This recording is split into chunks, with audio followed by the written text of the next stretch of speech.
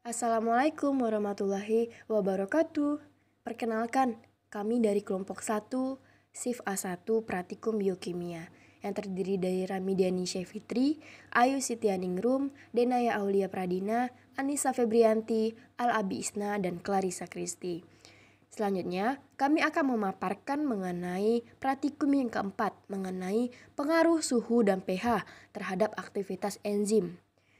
Bab 1. Pendahuluan. Latar belakang. Enzim merupakan molekul biologis yang berfungsi mempercepat reaksi biokimia tertentu dan menghasilkan produk yang spesifik. Ketiadaan enzim dapat menyebabkan keseimbangan proses metabolisme. Enzim dengan spesifitas dan afinitas dan katalitik sangat diperlukan dalam berbagai proses kimia dan menopang kehidupan. Enzim tidak hanya perlu diketahui secara teoritis, tetapi perlu diadakan penerapannya, sehingga sangat penting dilakukan praktikum pengaruh suhu dan pH terhadap aktivitas enzim. Tujuan dari praktikum ini yang pertama, mampu mengidentifikasi pengaruh suhu dan pH terhadap aktivitas enzim amilase air liur dan enzim katalase pada hati ayam. Kemudian, mahasiswa mampu mengidentifikasi aktivitas hidrolisis pati matang dan pati mentah oleh amilase air liur. Selanjutnya, tinjauan pustaka. 2.1 Enzim. Enzim berasal dari kata in dan zim yang berarti sesuatu di dalam ragi. Enzim adalah suatu protein yang berfungsi sebagai biokatalisator reaksi-reaksi biokimia pada makhluk hidup. Zat-zat yang diuraikan oleh reaksi disebut substrat dan yang terbentuk dari reaksi tersebut disebut produk. Enzim adalah biomolekul berupa protein yang berfungsi sebagai katalis. Enzim juga memiliki spesifitas yang tinggi. 2.2 Ciri-ciri enzim. Pertama, enzim dapat menggumpal pada suhu tinggi dan terpengaruh oleh temperatur. Yang kedua, bekerja secara khusus dan spesifik. Yang ketiga, dapat digunakan berulang-ulang kali. Dan yang keempat, dapat rusak dikarenakan panas. Dan yang kelima, dapat bekerja bolak-balik. Baik, saya Al-Abi Isna akan melanjutkan penjelasan dari teman saya. Nah, yang di sini ada 2.1.3 yaitu pengulangan enzim. Enzim itu terbagi menjadi beberapa golongan, yaitu pertama oksideredukase, transferase, hidrolase, liase, ligase, dan isomerase. Nah, kemudian ada 2.1.4 yaitu cara kerja enzim. Ada dua cara, yaitu teori kunci dan gembok, lalu ada teori kecocokan induksi. Nah, pada teori kunci dan gembok, yaitu teori kunci dan gembok mengungkapkan bahwa enzim diumpamakan sebagai gembok karena memiliki sebuah bagian kecil yang dapat berkaitan dengan substrat. Bagian ini disebut sisi aktif, sementara substrat diumpamakan sebagai kunci yang dapat berkaitan pas dengan sisi aktif enzim. Sedangkan teori kecocokan induksi mengungkapkan bahwa enzim dan sisi aktifnya merupakan suatu struktur yang fleksibel. Pada struktur enzim ditemukan adanya suatu interaksi dinamis yang dapat menyebabkan adanya perubahan pada struktur enzim tersebut. Nah, kemudian 2.1.5 yaitu faktor yang mempengaruhi enzim. Pertama, ada suhu.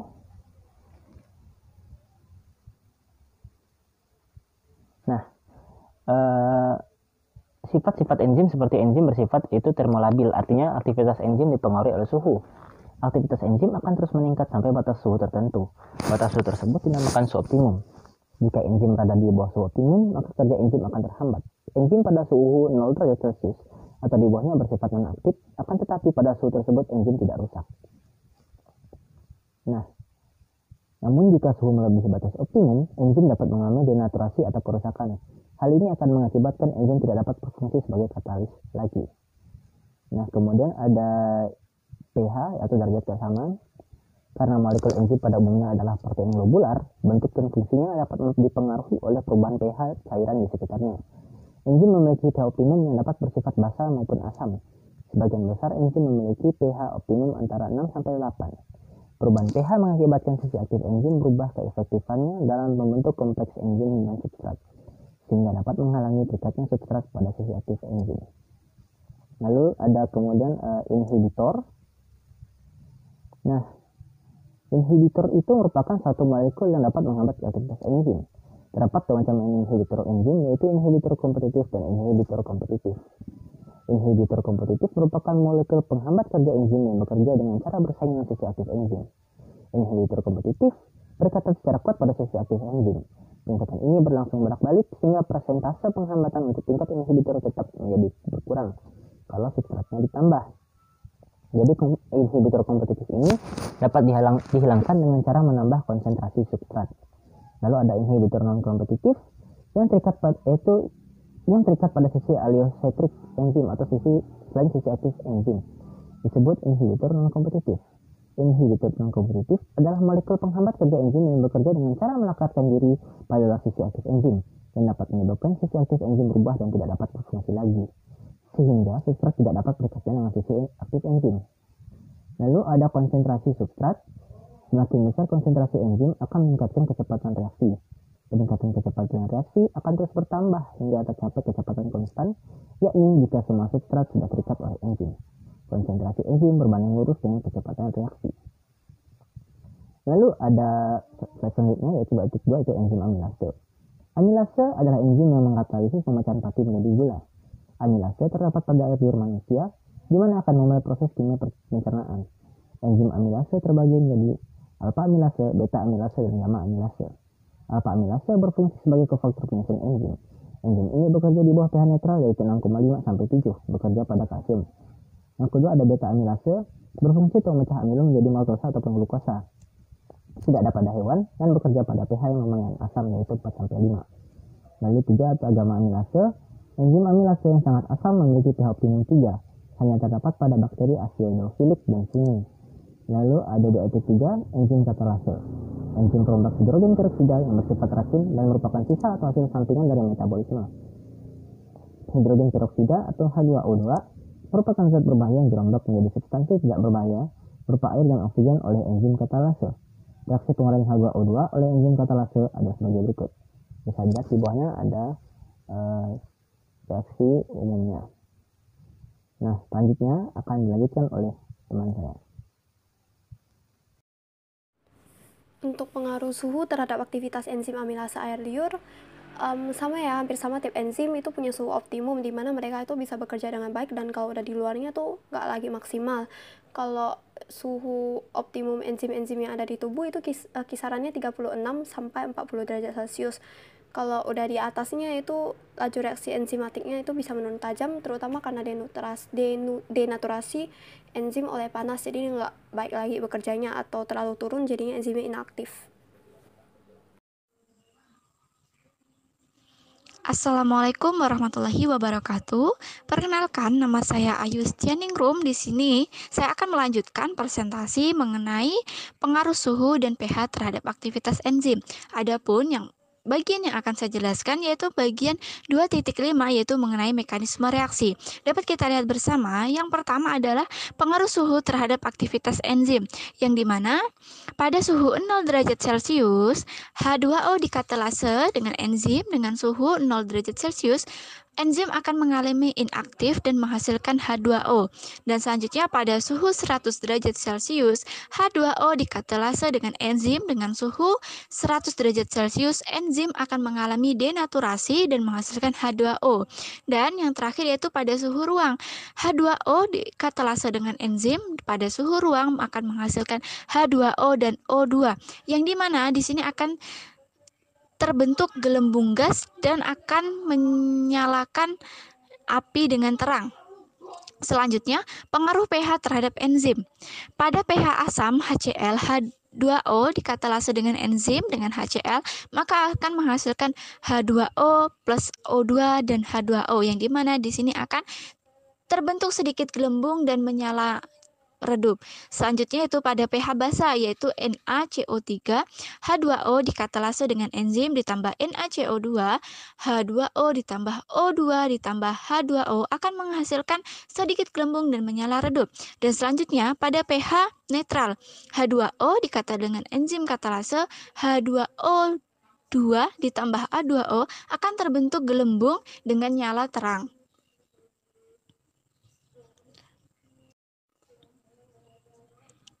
Slide selanjutnya yaitu 2.6 mengenai monografi bahan. Monografi bahan di sini menggambarkan, menjelaskan bagaimana karakteristik dan sifat-sifat bahan-bahan yang digunakan dalam praktikum. Adapun bahan-bahan yang digunakan pada praktikum ini yaitu yang pertama ada amilum. Amilum memiliki nama amilum dengan rumus molekul C6H10O5 dan strukturnya dapat kita saksikan bersama di slide.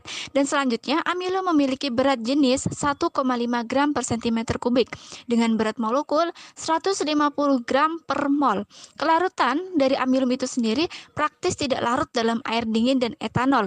Untuk penyimpanan amilum sendiri disimpan di wadah tertutup. Kegunaan amilum yaitu sebagai indikator.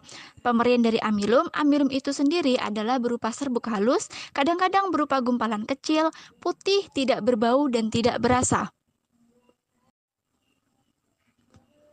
Bahan selanjutnya yang digunakan yaitu ada aquades. Aquades memiliki nama aqua destillata dengan nama lain air suling. Aquades memiliki rumus molekul H2O dengan berat jenis 1 gram dan berat molekul 18,02. Aquades sendiri memiliki kelarutan larut di dalam semua jenis pelarut.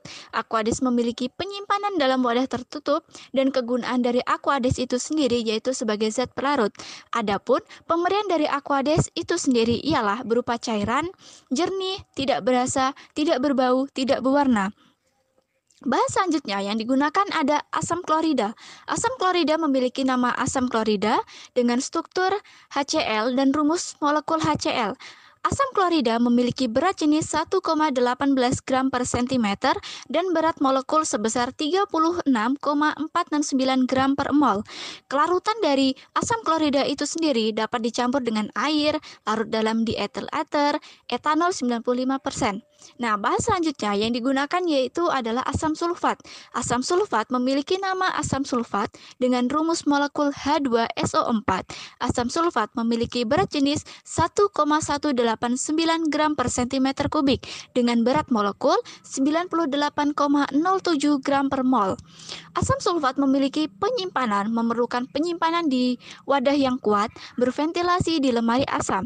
Adapun kegunaan dari asam sulfat itu sendiri yaitu sebagai produksi fertilizer, pembuatan zat kimia. Selanjutnya yaitu ada hidrogen peroksida. Nama lain dari hidrogen peroksida itu sendiri yaitu hidrogen peroksida dengan rumus molekul H2O2. Pemberian dari hidrogen peroksida itu sendiri yaitu berupa cairan jernih tidak berwarna, bereaksi asam terhadap lakmus, terurai secara perlahan dan dipengaruhi oleh cahaya. Adapun stabilitas dari hidrogen peroksida itu sendiri stabil dengan penambahan pengawet 0,05. Kegunaan dari hidrogen peroksida yaitu untuk membebaskan aqua pro injeksi dari pirogen atau depirogenisasi. Bahan selanjutnya yang digunakan dalam praktikum ini yaitu ada natrium karbonat. Natrium karbonat memiliki nama natrium karbonat dengan rumus molekul NaCO3. Natrium karbonat memiliki berat molekul sebesar 124 gram per mol. Pemberian dari natrium karbonat itu sendiri hablur tidak berwarna atau terbukti hablur putih. Kelarutan dari natrium karbonat yaitu mudah larut dalam air, lebih mudah larut dalam air mendidih. Untuk penyimpanan natrium karbonat itu sendiri dalam wadah tertutup rapat. Slide selanjutnya yang akan saya jelaskan yaitu bagian 2.7 hidrolisis pati matang oleh enzim amilase air liur. Hidrolisis adalah mekanisme reaksi penguraian suatu senyawa oleh air atau asam dan basa. Pati atau amilum tergolong ke dalam kelompok polisakarida sehingga pati atau amilum tersebut bisa dihidrolisis menjadi glukosa yang merupakan monosakarida. Proses hidrolisis ini menggunakan katalisator untuk mempercepat jalannya reaksi, dibantu dengan pemanasan untuk kecepatan reaksi dan dibantu dengan pereaksi iodium. Uji dihentikan ketika mencapai titik akromatik. Selanjutnya yaitu 2.8 hidrolisis pati mentah oleh enzim amilase air liur. Proses hidrolisa pati merupakan pemutusan ikatan glikosidik pada rantai polimernya oleh suatu reaktan yang dibekali oleh air. Proses ini digunakan di industri untuk memproduksi molekul-molekul sederhana seperti glukosa, maltosa, dan dextrin. Amilase adalah enzim yang mempunyai kemampuan untuk memecah glikosida pada polimer pati. Suhu adalah faktor yang memberikan dampak besar pada aktivitas enzim amilase.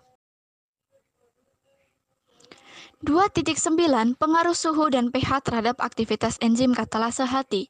Perubahan kereaktifan enzim diperkirakan merupakan akibat dari perubahan pH lingkungan. Hubungan kecepatan reaksi dengan suhu dapat digambarkan melalui grafik berikut. Nah, untuk grafiknya bisa kita saksikan bersama bahwa dengan adanya kecepatan reaksi dipengaruhi oleh kenaikan suhu. Semakin tinggi suhunya, maka reaksi akan berlangsung semakin cepat. Enzim dapat mempercepat terjadinya reaksi kimia pada suatu sel hidup. Kecepatan reaksi yang dikatalis oleh enzim akan meningkat seiring naiknya suhu pada batas tertentu. Suhu optimum reaksi biasanya adalah 37 derajat Celcius. Suhu yang terlalu tinggi akan menyebabkan enzim terdenaturasi. Enzim ini bekerja optimal pada pH netral.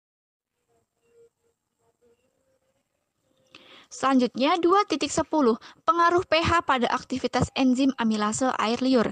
Enzim umumnya bersifat amfolitik, yang berarti enzim mempunyai konstanta disosiasi pada gugus terminal karboksil dan gugus terminal amino.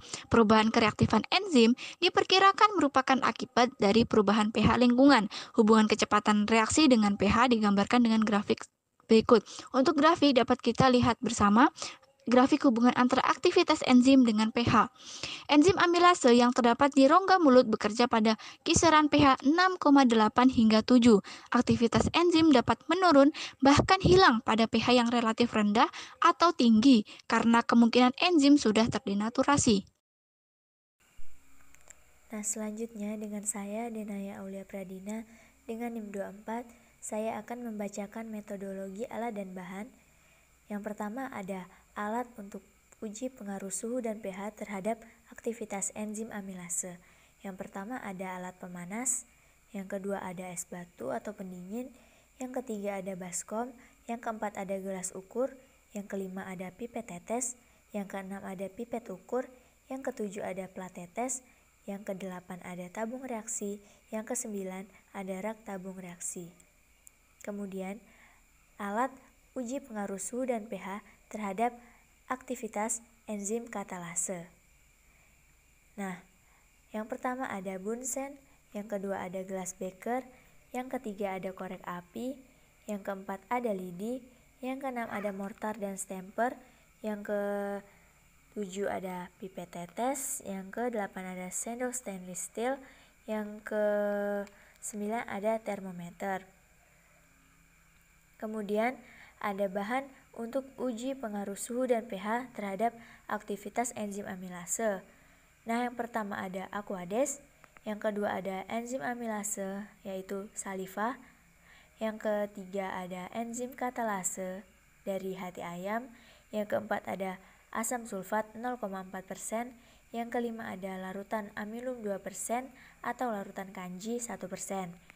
Kemudian yang keenam ada larutan HCl 0,4%, yang ketujuh ada natrium karbonat 0,1 atau 1%, yang kedelapan ada pereaksi iod, yang kesembilan ada pereaksi Benedict. Selanjutnya, bahan untuk uji pengaruh suhu dan pH terhadap aktivitas enzim katalase. Nah, yang pertama ada air panas, yang kedua ada es batu, yang ketiga ada hati ayam, yang keempat ada H2O2 30%, yang ke-5 ada H2SO4 5 molar, yang ke-6 ada NaOH 5 molar.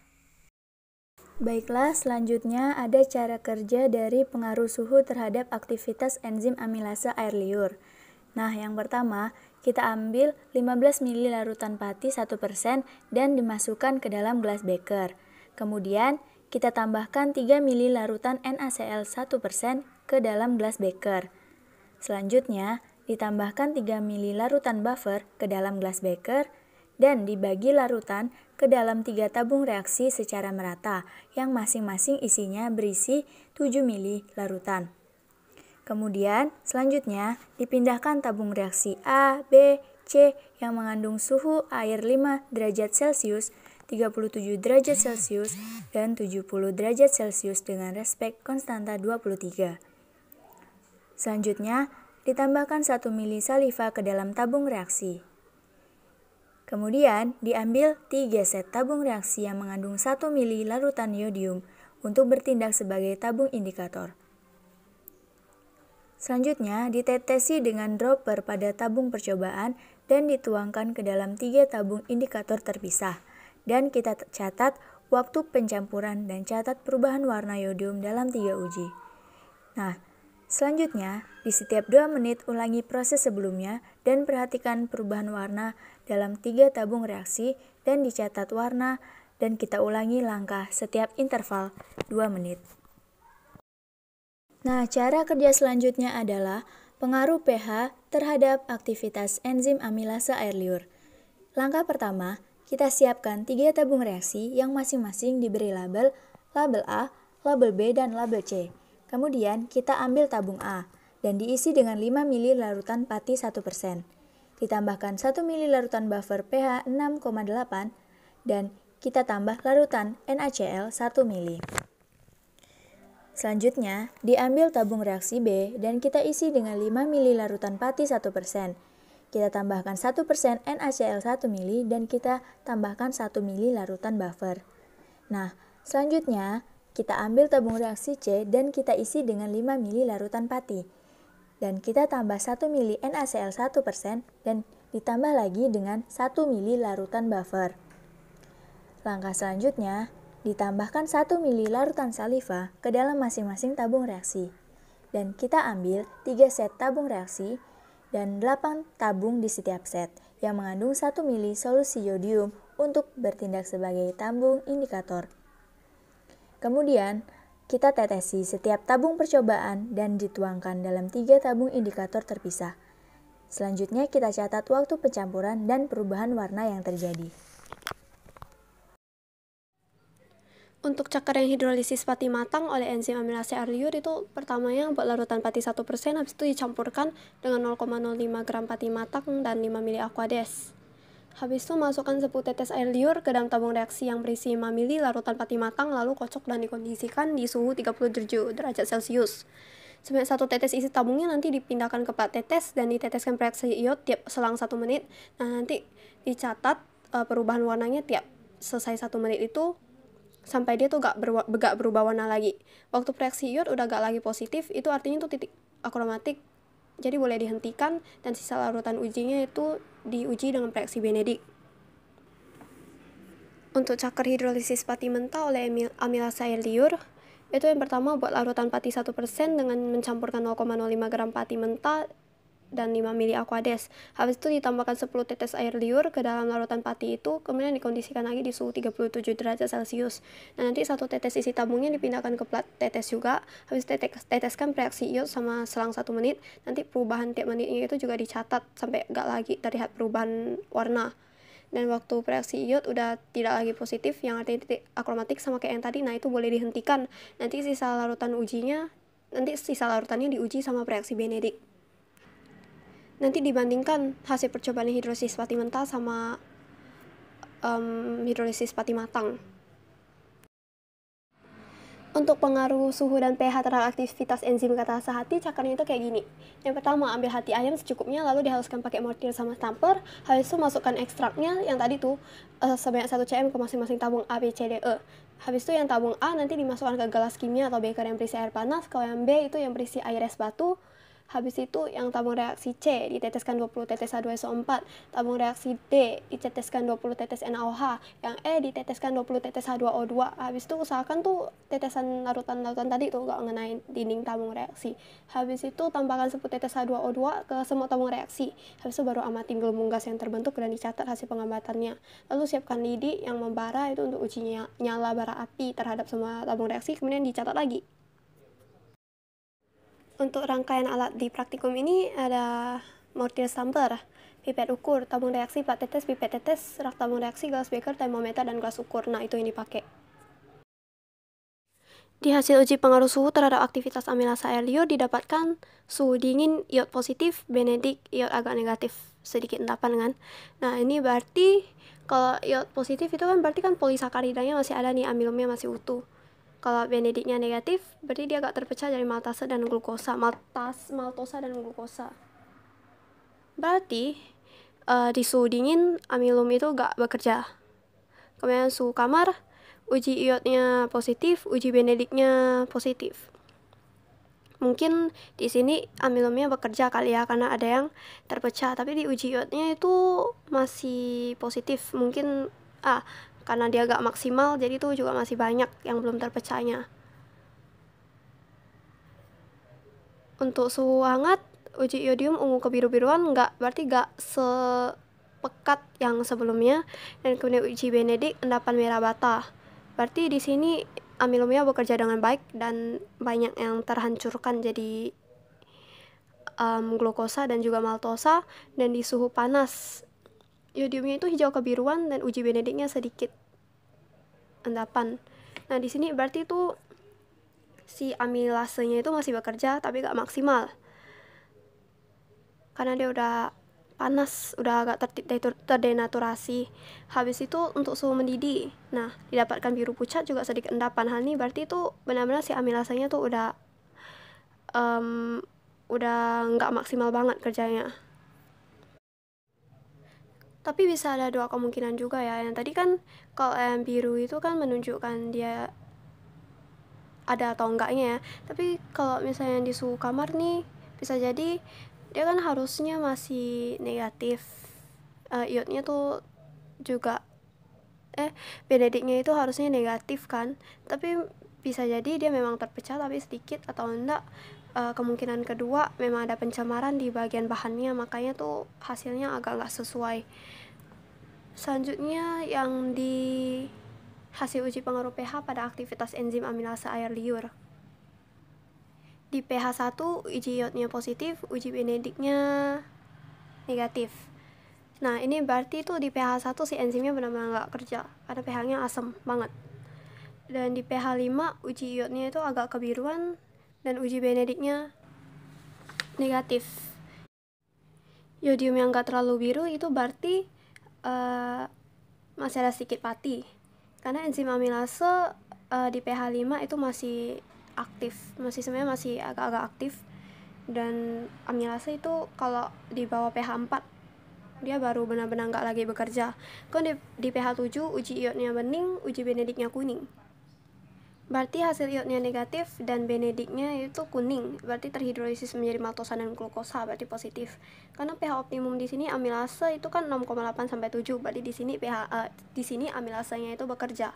Kalau yang di pH 9 juga sama hasilnya, itu berarti amilase ternyata masih bisa bekerja sampai pH 9. Hasil uji hidrolisis pati matang dan pati mentah oleh amilase air liur. Waktu 1 menit, pati matang berwarna coklat, keterangannya positif, dan pati mentah berwarna coklat, keterangannya juga positif. Pada waktu 2 menit, pati matang berwarna coklat, keterangan positif, pati mentah juga berwarna coklat, keterangannya positif. Pada waktu 3 menit, pati matang berwarna coklat, keterangannya positif, dan pati mentah juga berwarna coklat, keterangannya positif. Pada waktu 4 menit, pati matang berwarna coklat, keterangannya positif, dan pati mentah berwarna coklat, keterangannya juga positif. Pada waktu 5 menit, pati matang berwarna coklat, keterangannya positif, dan pati mentah juga berwarna coklat, keterangannya positif. Pada waktu 6 menit, pati matang berwarna coklat kekuningan, keterangannya negatif, sedangkan pati mentah berwarna coklat, keterangannya positif. Pada waktu 7 menit, pati mentah berwarna coklat kekuningan, keterangannya negatif. Sisa larutan pada pati matang berwarna biru kehijauan, keterangannya negatif, sedangkan pada pati mentah berwarna biru, keterangannya negatif juga. Hasil uji pengaruh suhu dan pH terhadap aktivitas enzim katalase hati. Tabung A, kondisi perlakuan percobaan suhu panas, gelembung gas +1, nyala bara api tidak terlalu terang. Tabung 2, kondisi perlakuan percobaan suhu dingin, gelembung gas +3, nyala bara api terang. Tabung C, kondisi perlakuan percobaan pH asam, gelembung gas +1, nyala bara api tidak terlalu terang.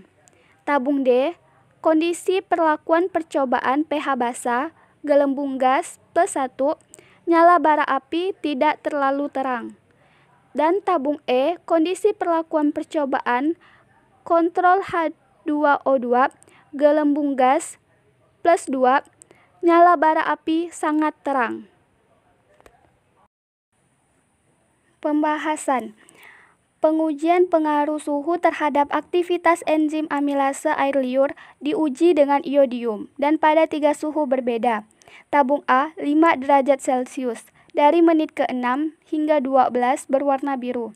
Tabung B 37 derajat Celcius berwarna biru hingga menit kedua dan sisanya berwarna orange.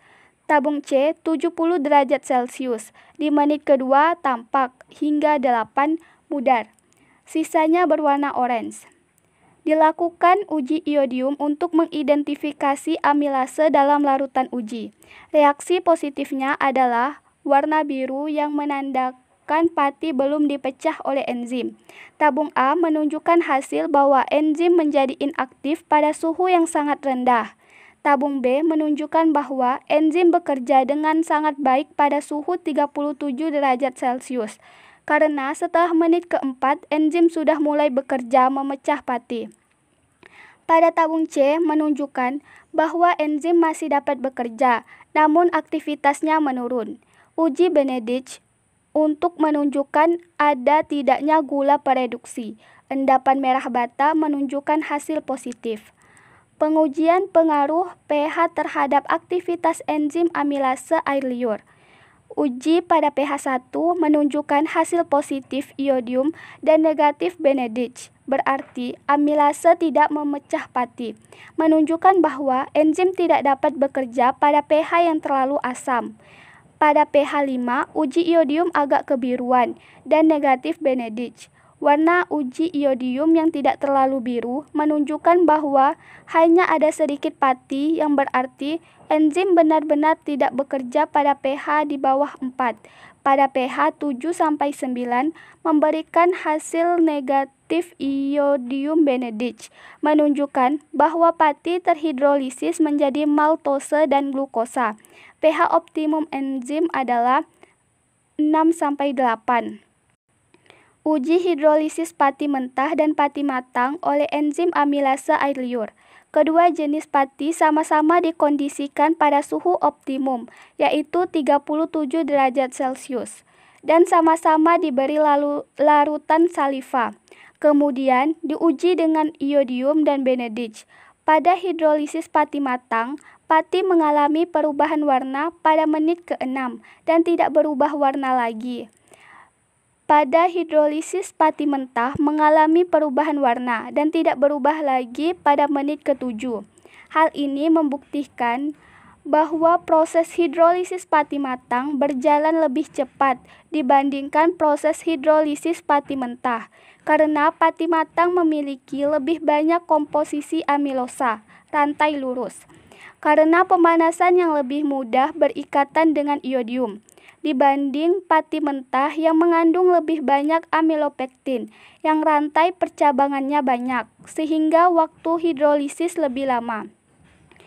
Uji pengaruh suhu dan pH terhadap aktivitas enzim katalase hati dilakukan dengan 4 tabung reaksi yang kemudian dimasukkan dengan gerusan hati ayam. Kemudian di setiap tabung ditetesi dengan H2O2. Pada tabung 2 dimasukkan NaOH, pada tabung ketiga dimasukkan HCl, dan pada tabung keempat dimasukkan air mendidih. Tabung 1 memiliki gelembung paling banyak, tabung 2 dan tabung 4 memiliki gelembung sedikit, dan tabung 3 memiliki gelembung paling sedikit. Hal ini membuktikan pada uji pengaruh suhu dan pH pada enzim katalase hati menunjukkan bahwa enzim katalase bekerja optimum pada pH netral dan suhu normal. Pada pH basa, enzim masih dapat bekerja karena menoleransi basa lemah dibandingkan asam. Pada suhu panas, kerja enzim katalase menjadi tidak sempurna karena terdenaturasi. Kesimpulan. Kerja enzim menjadi inaktif pada suhu rendah. bekerja baik pada suhu optimum, yaitu 37 derajat Celcius, dan aktivitasnya menjadi menurun pada suhu yang melebihi suhu optimum atau terlalu tinggi. Pada uji pH enzim amilase oleh air liur, enzim bekerja maksimal pada pH 7 karena uji iodium menghasilkan warna biru dan uji Benedict berwarna kuning yang menandakan telah berhasil menjadi monosakarida. Pada uji hidrolisis pati matang dan pati mentah oleh enzim amilase air liur, kecepatan hidrolisis pada pati matang lebih cepat dibandingkan hidrolisis pati pada pati mentah. Pada uji pengaruh suhu dan pH pada enzim katalase hati menunjukkan bahwa enzim katalase bekerja optimum pada pH netral dan suhu normal. Pada pH basa, enzim masih dapat bekerja karena monoleransi basa lemah dibanding asam. Pada suhu panas, kerja enzim katalase menjadi tidak sempurna karena terdenaturasi. Daftar pustaka. Adapun daftar pustaka yang kami gunakan pada praktikum kali ini yaitu 1. Pengaruh temperatur terhadap aktivitas enzim protease dari daun Sansaking oleh Novianti dan kawan-kawan. 2. Biochemistry, penulis Lehninger. 3. Aplikasi kesehatan sebagai agen terapi oleh Purwani. 4. Aktivitas enzim amilase, lipase, dan protease dari larva edisi Juli oleh Supriyatna. 5. Biokimia enzim, penulis Muhammad. 6. Biokimia eksperimen laboratorium, penulis Hafiz dan kawan-kawan. 7. Dasar-dasar biokimia, penulis Ana. 8. Kimia pangan dan gizi, penulis Winarno. 9. Penuntun praktikum biokimia, penulis Esten. 10. Biokimia suatu pendekatan berorientasi kasus, penulis Montgomery. 11. Enzim dan terapannya, penulis Simanjuntak. Sekian dari kelompok kami. Terima kasih atas perhatiannya. Wassalamualaikum warahmatullahi wabarakatuh.